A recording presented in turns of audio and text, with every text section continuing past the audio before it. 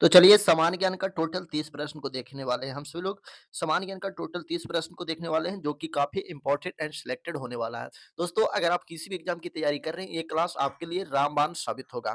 तो चलिए क्लास को शुरू करते हैं और क्लास को शुरू करने से पहले अगर आप सभी लोग चैनल पर नए हो तो चैनल को प्लीज़ लाइक एंड सब्सक्राइब ज़रूर कर देना और वीडियो को एंड तक ज़रूर वॉच करना। और एक बात याद रखना 30 में आप सभी लोग कितना सही करते हैं इसका जवाब कमेंट बॉक्स में बताइएगा। 30 में आप सभी लोग कितना सही करते हैं इसका जवाब कमेंट बॉक्स में बताइएगा। तो चलिए पहले प्रश्न की ओर बढ़ते हैं। पहला प्रश्न कहता है संविधान सभा का अस्थायी अध्यक्ष कौन था? बेहद इंपॉर्टेंट प्रश्न है। संविधान सभा का अस्थायी अध्यक्ष कौन था? तो याद रखिएगा डॉक्टर राजेंद्र प्रसाद हो जाएगा। ऑप्शन ए करेक्ट आंसर हो जाएगा। ऑप्शन ए करेक्ट आंसर हो जाएगा। चलिए अगले प्रश्न की ओर बढ़ते हैं।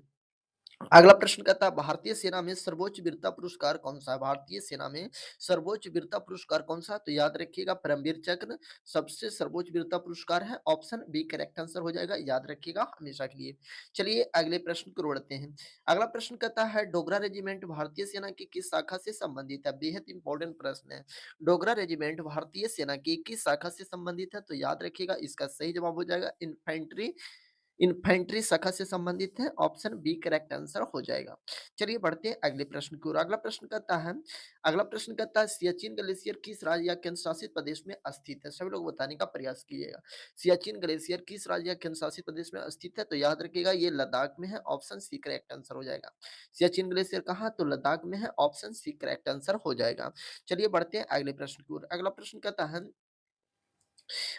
कहता है भारतीय नौसेना दिवस कब मनाया जाता है? सभी लोग बताने का प्रयास कीजिएगा। भारतीय नौसेना दिवस कब मनाया जाता है? तो याद रखिएगा 4 दिसंबर को मनाया जाता है। ऑप्शन सी करेक्ट आंसर हो जाएगा।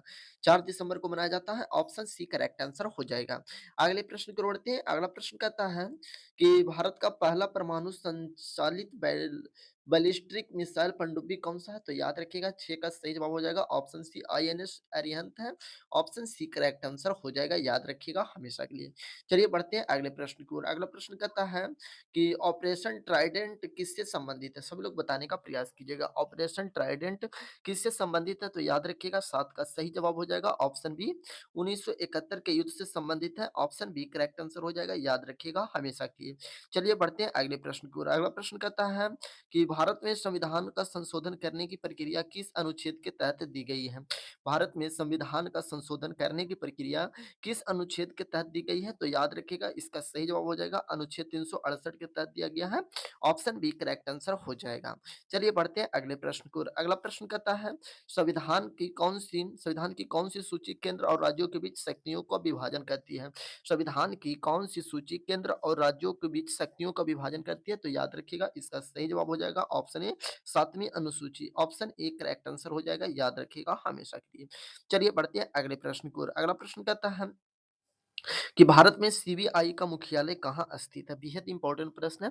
भारत में सीबीआई का मुख्यालय कहाँ स्थित है? तो याद रखिएगा नई दिल्ली में है। ऑप्शन बी करेक्ट आंसर हो जाएगा। याद रखिएगा ऑप्शन बी करेक्ट आंसर हो जाएगा। अगले प्रश्न की ओर बढ़ते हैं। अगला प्रश्न कहता है केंद्रीय औद्योगिक सुरक्षा बल मुख्य रूप से किस क्षेत्र की सुरक्षा प्रदान करता है? तो 12 का सही जवाब हो जाएगा। ऑप्शन बी हवाई अड्डे और औद्योगिक प्रतिष्ठान को सुरक्षा करता है। तो ऑप्शन यहाँ पर बी करेक्ट आंसर हो जाएगा। चलिए बढ़ते हैं अगले प्रश्न की ओर। अगला प्रश्न कहता है कि चार मीनार किस शहर में स्थित है? बेहद इंपॉर्टेंट प्रश्न है। चार मीनार किस शहर में स्थित है? तो याद रखिएगा ये हैदराबाद में है। ऑप्शन बी करेक्ट आंसर हो जाएगा। चार मीनार कहाँ है? तो हैदराबाद में है। ऑप्शन बी करेक्ट आंसर हो जाएगा। अगले प्रश्न की ओर बढ़ते हैं। अगला प्रश्न कहता है कि भारत का सबसे ऊंचा बांध कौन सा है? सभी लोग बताने का प्रयास कीजिएगा। भारत का सबसे ऊंचा बांध कौन सा है? तो याद रखिएगा टिहरी बांध जो कि भारत का सबसे ऊंचा बांध है। ऑप्शन ए करेक्ट आंसर हो जाएगा।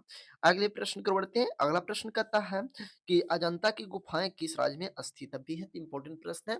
अजंता की गुफाएं किस राज्य में स्थित है? तो याद रखिएगा महाराष्ट्र में हो जाएगा। ऑप्शन बी करेक्ट आंसर हो जाएगा। महाराष्ट्र में हो जाएगा। ऑप्शन बी करेक्ट आंसर हो जाएगा। अगले प्रश्न की ओर बढ़ते हैं। अगला प्रश्न कहता है कि भारतीय सेना के किस संगठन का आदर्श वाक्य सर्विस बिफोर सेल्फ है? तो याद रखिएगा 16 का सही जवाब हो जाएगा। ऑप्शन बी भारतीय वायुसेना का आदर्श वाक्य है सर्विस बिफोर सेल्फ। तो ऑप्शन यहाँ पर बी करेक्ट आंसर हो जाएगा। चलिए जी बढ़ते हैं अगले प्रश्न की ओर। अगला प्रश्न कहता है कि भारत पाकिस्तान युद्ध 1971 में भारतीय सेना के प्रमुख कौन थे? भारतीय पाकिस्तान युद्ध में 1971 में भारतीय सेना के प्रमुख कौन थे? तो याद रखिएगा 17 का सही जवाब हो जाएगा। Option B Sam Manekshaw था, ऑप्शन बी करेक्ट आंसर हो जाएगा। चलिए बढ़ते हैं जी अगले प्रश्न की ओर। अगला प्रश्न कहता है ऑपरेशन मेघदूत किससे संबंधित है? ऑपरेशन मेघदूत किससे संबंधित है? सभी लोग बताने का प्रयास कीजिएगा, बेहद इंपॉर्टेंट प्रश्न है। तो ऑपरेशन मेघदूत संबंधित है सियाचिन ग्लेशियर पर नियंत्रण से, ऑप्शन बी करेक्ट आंसर हो जाएगा, याद रखिएगा हमेशा के लिए। चलिए बढ़ते हैं अगले प्रश्न की ओर। अगला प्रश्न कहता है आईएनएस विक्रांत का निर्माण किस देश में हुआ था? बेहद इंपॉर्टेंट प्रश्न है। आईएनएस विक्रांत का निर्माण किस देश में हुआ था? तो याद रखिएगा इसका सही जवाब हो जाएगा भारत में हुआ था। तो ऑप्शन यहाँ पर बी करेक्ट आंसर हो जाएगा, याद रखिएगा हमेशा के लिए। चलिए बढ़ते हैं अगले प्रश्न की ओर। अगला प्रश्न कहता है कि भारतीय नौसेना ध्वज पर कौन-सा चिन्ह प्रमुखता दिखता है? सभी लोग बताने का प्रयास कीजिएगा। भारतीय नौसेना के ध्वज पर कौन-सा चिन्ह प्रमुखता से दिखता है? तो याद रखिएगा इसका सही जवाब हो जाएगा option C Saint George Cross दिखता है, ऑप्शन सी करेक्ट आंसर हो जाएगा। चलिए बढ़ते हैं अगले प्रश्न की ओर। अगला प्रश्न कहता है कि ऑपरेशन संकल्प किससे संबंधित है? सभी लोग बताने का प्रयास कीजिएगा। ऑपरेशन संकल्प किससे संबंधित है? तो याद रखिएगा समुद्री सुरक्षा और व्यापार मार्गों की रक्षा से संबंधित है। तो ऑप्शन ए करेक्ट आंसर हो जाएगा। चलिए बढ़ते हैं अगले प्रश्न की ओर। अगला प्रश्न कहता है कि भारतीय संविधान में कुल कितनी भाषाओं की अनुसूची 8 में शामिल किया गया है? भारतीय संविधान में कुल कितनी भाषाओं को 8 अनुसूची 8 में शामिल किया गया है? तो याद रखिएगा टोटल 22 भाषाओं को शामिल किया गया है। ऑप्शन सी करेक्ट आंसर हो जाएगा। चलिए बढ़ते हैं अगले प्रश्न की ओर। अगला प्रश्न कहता है कि भारतीय संविधान का कौन-सा अनुच्छेद मौलिक अधिकारों से संबंधित है? तो याद रखिएगा मौलिक अधिकार का वर्णन यहाँ पर 12 से 35 हो जाएगा। मौलिक अधिकार का संबंध 12 से 35 हो जाएगा, याद रखिएगा 12 से 35 हो जाएगा। ऑप्शन में नहीं दिया हुआ है, याद रखिएगा हमेशा के लिए। चलिए बढ़ते हैं अगले प्रश्न की ओर। अगला प्रश्न कहता है कि भारतीय संविधान की प्रस्तावना में कौन-सा 42वें संशोधन में 1976 में जोड़ा गया था? भारतीय संविधान की प्रस्तावना में कौन-सा शब्द 42वें संशोधन 1976 में जोड़ा गया है? तो याद रखिएगा इसका सही जवाब हो जाएगा ऑप्शन डी उपरोक्त सभी, मतलब समाजवादी भी जोड़ा गया है, पंथनिरपेक्ष भी जोड़ा गया, अखंडता भी जोड़ा गया है, तीनों जोड़ा गया है 42वां संशोधन 1976 में। तो यहाँ पर ऑप्शन डी करेक्ट आंसर हो जाएगा। चलिए बढ़ते हैं अगले प्रश्न की ओर। अगला प्रश्न कहता है कि भारत में पहली महिला आईपीएस अधिकारी कौन थी? बेहद इंपॉर्टेंट प्रश्न है। भारत में पहली महिला आईपीएस अधिकारी कौन थी? तो याद रखिएगा किरण बेदी थी। ऑप्शन ए करेक्ट आंसर हो जाएगा, याद रखिएगा ऑप्शन ए करेक्ट आंसर हो जाएगा।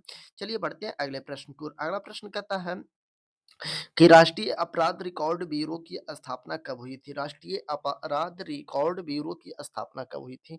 सभी लोग बताने का प्रयास कीजिएगा। तो 26 का सही जवाब हो जाएगा ऑप्शन बी 1946 में हुआ, 1986 में हुआ था, याद रखिएगा। राष्ट्रीय अपराध रिकॉर्ड ब्यूरो की स्थापना 1986 में हुआ था, ऑप्शन बी करेक्ट आंसर हो जाएगा।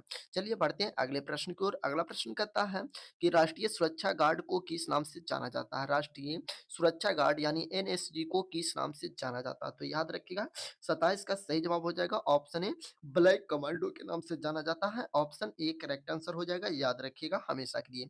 चलिए बढ़ते हैं अगले प्रश्न की ओर। अगला प्रश्न कहता है सांची का स्तूप किस राज्य में स्थित है? बेहद इंपॉर्टेंट प्रश्न है। सांची का स्तूप किस राज्य में है? तो याद रखिएगा मध्य प्रदेश में है, ऑप्शन सी करेक्ट आंसर हो जाएगा। सांची का स्तूप कहाँ है? सांची का स्तूप कहाँ है? तो मध्य प्रदेश में, याद रखिएगा। चलिए बढ़ते हैं अगला प्रश्न। अगला प्रश्न कहता है कोणार्क का सूर्य मंदिर किस राज्य में स्थित है? ये भी प्रश्न बेहद इंपॉर्टेंट प्रश्न है। कोणार्क का सूर्य मंदिर किस राज्य में स्थित है? तो याद रखिएगा उड़ीसा में है, ऑप्शन बी करेक्ट आंसर हो जाएगा, याद रखिएगा ऑप्शन बी करेक्ट आंसर हो जाएगा। चलिए बढ़ते हैं अगले प्रश्न की ओर। अगला प्रश्न कहता है दुधवा राष्ट्रीय उद्यान किस राज्य में है? ये तो और बेहद इंपॉर्टेंट प्रश्न है। दुधवा राष्ट्रीय उद्यान किस राज्य में स्थित है? सभी लोग बताने का प्रयास कीजिएगा। दुधवा राष्ट्रीय उद्यान किस राज्य में है? तो याद रखिएगा ये उत्तर प्रदेश में है, ऑप्शन ए करेक्ट आंसर हो जाएगा। तो ये था सामान्य ज्ञान का टोटल 30 प्रश्न जो कि काफी इंपॉर्टेंट एंड सेलेक्टेड प्रश्न था।